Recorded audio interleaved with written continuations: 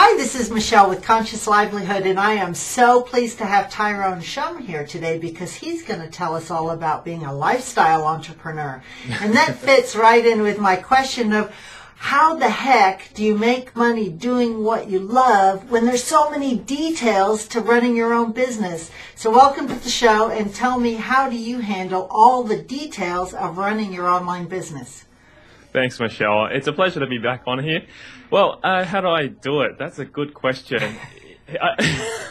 It's no one simple answer, but in my situation where I'm at this point in time is that I'm able to outsource a lot of my work and have a team around me to be able to do the work. So besides managing and running the business, I overview and look at it, and also I am involved in the day-to-day tasks, which I enjoy doing. I could actually step away if I wanted to, because it is something that I could do with the system set up, but I choose not to because I enjoy doing what I do. So it's really heavily reliant on the team to be able to do what I love and also get the things done, so that way we can generate income for the business and also live the lifestyle.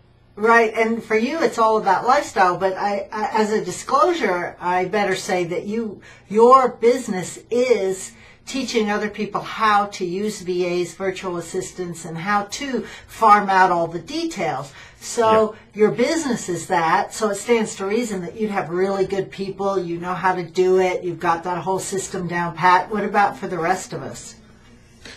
Well, you got to really start thinking about overall what you want to achieve, because at the end of the day, you got to have the goal in mind. You got to have a picture of what you want to achieve towards the end, or I shouldn't say really towards the end, what you want to achieve in terms of a lifestyle.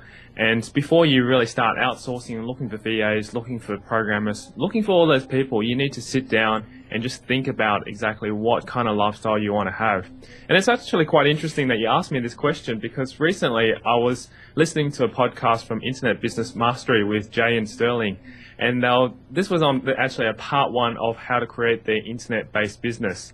And this is like an episode going back to 2009 or something, so easily over a year and a half ago. But it was really good to listen, because the thing is that they said, think of the end in mind before you start any type of internet-based business. And if you have that goal or have that vision in mind before you do start, then it makes it a lot easier to be able to plan ahead and how to create that business that you want. So what I did was I thought of the goal in mind is I wanted an automated system where I don't have to be there every day, all times of the year, to be able to manage and run this business. I could do it virtually anywhere. I could let it run by itself and it'll still keep running until I delve back in. But as I said, I choose to do it because I enjoy doing what I love. And you can help people find VAs, find assistants, and all those kinds of things, because that's what you do. But you're talking about an internet business. So let's just say, for the rest of us, you have a brick and mortar business. Maybe you've got a little shop down the street, or you're a coach or a consultant. Can you hire like a bookkeeper to run your books? Or is that the sort of person that really has to come into your store to help you? No, I mean, you can hire from anywhere. Even my bookkeeper doesn't come into my home office. This is my home office right here, and she doesn't even come into my home office. I've just got one file which I just shoot over across to her on a quarterly basis, and she just updates my books. And all our invoices and everything also too gets either posted to her physically by mail, just express post because she lives locally, or she can come and pick it up anytime she wants. Or I have a lot of it majority electronically, so she just accesses where they are via email and then just receives them. So no, like for any type of business out there, even a bricks and mortars business, you don't need to have the person physically next to you. In my opinion, a lot of bricks and mortar businesses could actually hire virtual assistants, could hire bookkeepers. They could even hire people who run the business for them virtually. They don't need to physically be there. But in saying that, there are a few things that can't be done, like e.g. dispatchment and so forth. If you're an importing business where you're importing goods from overseas and you're bringing it into the country, you probably will need packers and dispatchers locally in your warehouse or wherever you are. But when you look at the overall picture, when you're looking at doing accounts such as bookkeeping or sales, telemarketing, etc., all those kind of things, you don't physically need them to be sitting inside your office. They can do them literally from the home, and you could have different types of tools to be able to monitor what they're doing and keep reports up to date. And if they're not meeting target, you obviously know it's not working for them. So you try and find someone else who fits that criteria. And basically, it is possible to do. That's what I'm basically saying here. Yeah, I like the way that you talked about having the end result in mind first, because if you, let's just choose, a retail business, you may have gone into that business because you actually love working with the public and you look forward to getting up and going there every morning. And so you want to have your end result in mind about what your lifestyle is that you want to create, so that you're not giving away the parts of the business that you really enjoy. So if you enjoy the sales, do that part. That's not the part you want to outsource. And that's a really good point, because I think most of us just get so bogged down in the details. There's so many things that go on with running a business, that how do you choose it? How do you, delegate? So tell me how you chose who to give what to. Do you go through an interview process just like you would if you put an ad in the paper and had people come in? Yeah, well, what I would do first is, before I do go out and hire the person that I want to put into my business, is I got to think of what things can I do first that I think are dollar productive for me. I always look at dollar productive type of items first, and if it's not going to generate income and I'm not putting the effort into it, then I would want to get it outsourced. And the thing is that things like checking email, handling customer support inquiries, taking videos and uploading them onto the internet, those kind of things are all administrative tasks. As much as it gets the information out there, it doesn't necessarily directly generate income right on the spot. So those things help the business, but they don't actually grow the business as such. Whereas, as you said, to handle all the sales, dealing with joint ventures, talking to people to close deals, those are where really the nuts and bolts of actually making money are. And that's what sometimes I mostly focus on.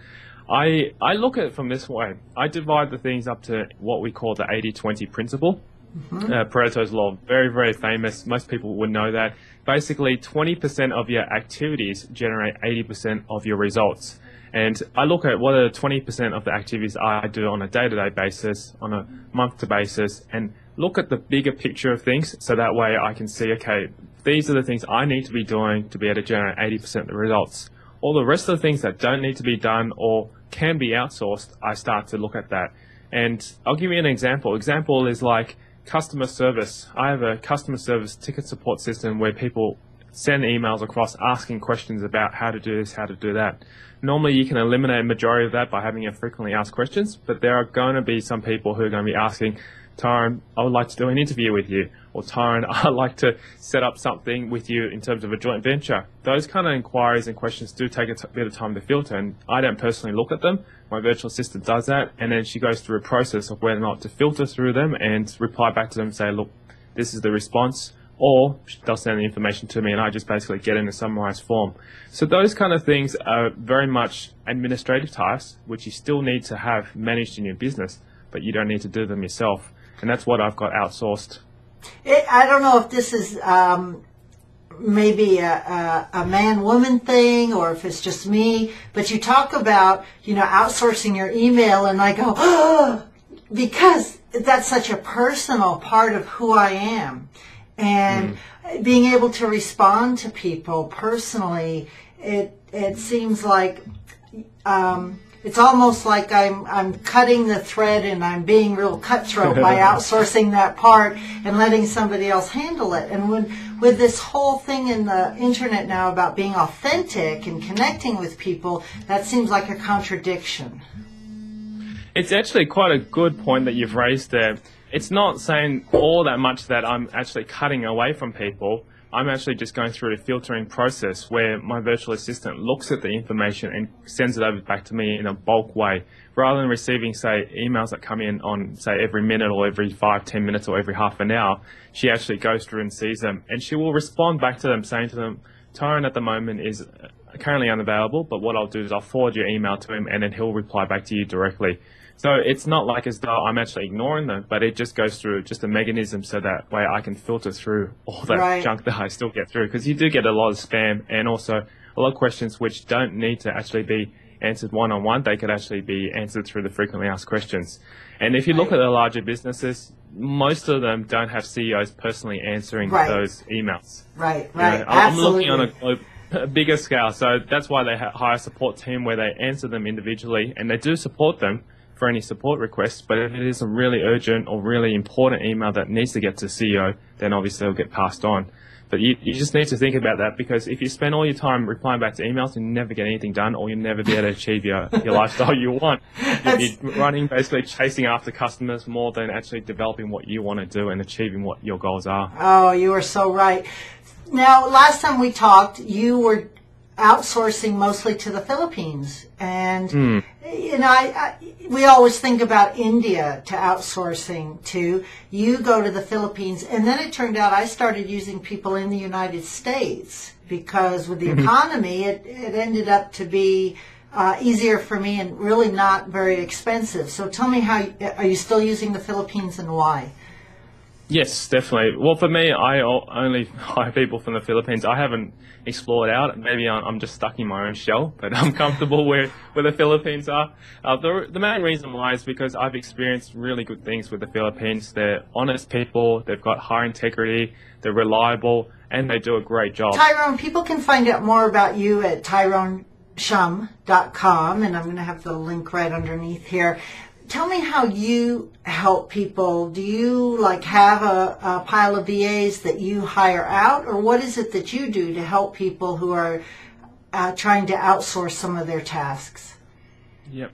I personally don't have any specific system in place to be able to help people find VAs, like in terms of hiring and filtering and looking for VAs for them. I don't offer that service. But what I do is I do refer them to places to find VAs themselves, and also to deal with virtual assistant companies. One place that I usually recommend people take a look at is out at zirtual.com, which is spelled ZIRTUAL.com. And it's a great job board for finding Filipino assistants and also finding people from around the world. That's a really good job website that I check out lately. And also too, if people don't have the time to be able to look through, interview, hire the people themselves, they can go to another site that I highly recommend called virtualstafffinder.com, which is with Chris Ducker. And Chris has always been able to help people find people from the Philippines to hire to. And he does all that interview process for you, filtering, and just sends over to you 3 of the top candidates they find are suitable for your criteria. And then basically you can go from there. So that would save you then. He charges a little finder's or buyer's fee for being able to do that for you. Yeah, those are the 2 places, whereas I mostly focus on teaching people how to set up the systems, what to do when you've got your virtual assistant, how to train them, and automate your whole process. And that's where I really focus and teach people.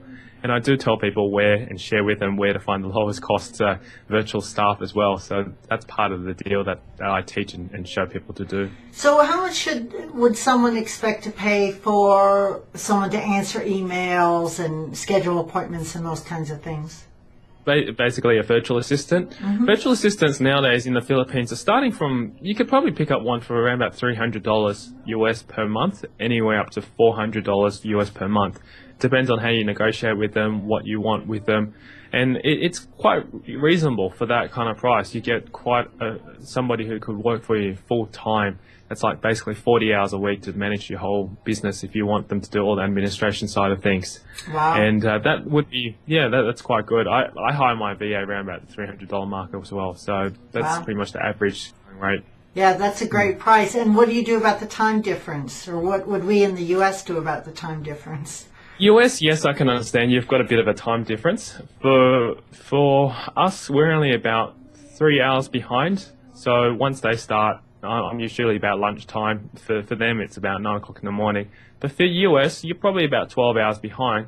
But in saying that, that's the reason why you set up systems, so that way you can have those tasks outsourced and they manage and get them done for you while you're sleeping. And then hopefully by the morning when you wake up, you've seen all the work done and you just check your email and move forward to the next thing. I love that. Just have the system and it all happens while you're asleep. Tyron, it's been a pleasure having you with me today, and I'll send people on over to TyronShum.com, and I'll see you on the internet. Okay, thanks very much, Michelle. Good to see you.